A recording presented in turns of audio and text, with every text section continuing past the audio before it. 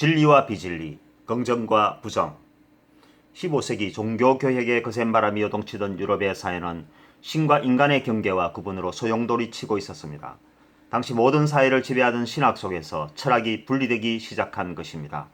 이로써 하나님 중심의 진리와 비진리로만 구분되던 유럽은 인간 중심의 휴머니즘과의 불가피한 충돌이 예고되었습니다. 당시 사회를 지배하던 헤브라이즘은 헬레니즘의 중대한 도전에 직면하였고 신학과 분리되는 철학의 발전을 가져왔습니다. 신 중심의 신학에서 분리된 철학은 인간이란 무엇인가라는 새로운 화두를 들고 유럽 사회에 등장하였습니다. 이로써 진리와 비진리로만 구분되던 유럽의 기독교는 쇠퇴의 출발점에 서게 되었습니다. 그 중심에는 바로 다양성이라는 인간의 생각이 있었습니다. 즉, 신 중심의 세계관에서 인간 중심의 세계관으로 전환하는 출발점이 된 것입니다. 다양성을 중심으로 표방해온 새로운 단어는 바로 긍정과 부정이었습니다.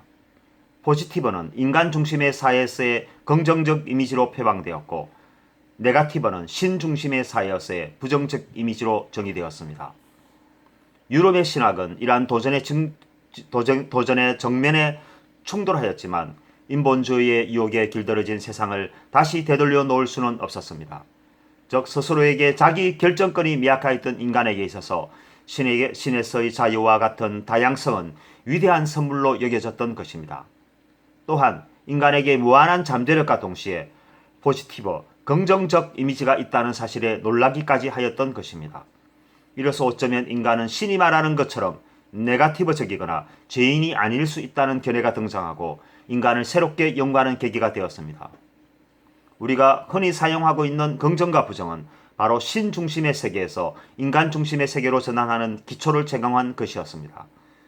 마인드 컨트롤의 핵심이 되기도 하는 긍정과 부정은 기독교적 사관의 신 중심의 세계에 일대 변환을 가져오는 폭풍과 같은 단어로 등장하였습니다.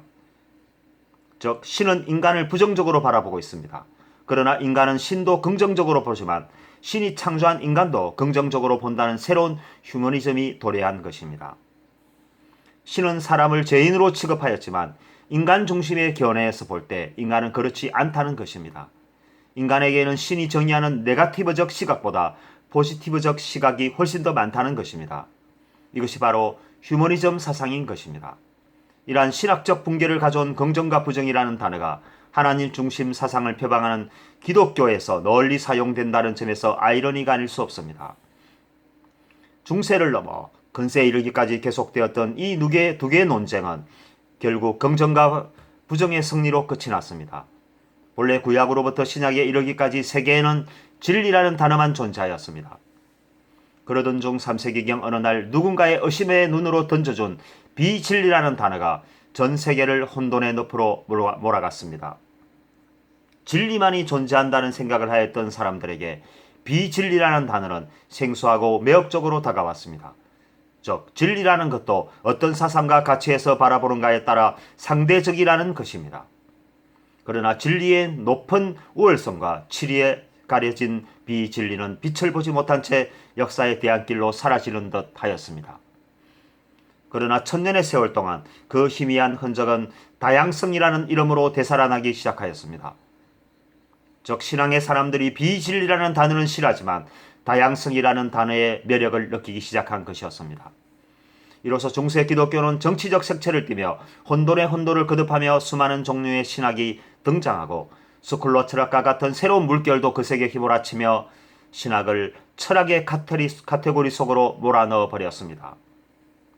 그리고 그 다양성이란 이름은 긍정과 부정과 함께 교회 속에 새로운 정의의 가치로 자리 잡기까지 또 500년의 세월이 흐른 것입니다. 예수 시대 오직 진리라는 단어밖에 없던 시절 누군가 던진 비진리라는 단어가 천년의 알을 깨고 다양성을 낳았고 그 다양성은 긍정과 부정이라는 쌍둥이를 출산하며 신에게 정면으로 도전하는 교회 속의 단어가 되었습니다. 요가와 명상의 대명사격인 포지티브와 네가티브가 교회 성장의 새로운 화두와 개념으로 정립되면서 교회는 몰락하기 시작하였습니다. 성장을 멈추고 도태하기 시작한 것입니다.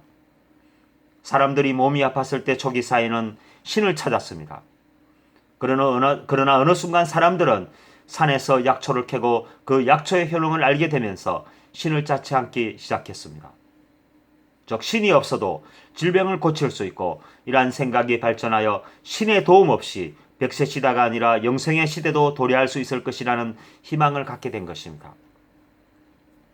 우리가 사는 도시의 교회에서 가장 많이 사용하는 단어는 무엇입니까? 우리는 교회 밖으로 밀려나고 있는 진리를 회복해야 하는 강한 사명과 도전에 직면해 있습니다. 누가 이 일에 앞장서겠습니까? 어쩌면 두려움에 떨고 있는 지금의 세대가 이 과제를 다음 세대에게 넘기게 될 것입니다. 그러나 다음 세대는 이것을 오히려 새로운 인간 중심의 기회로 여길지도 모를 일입니다.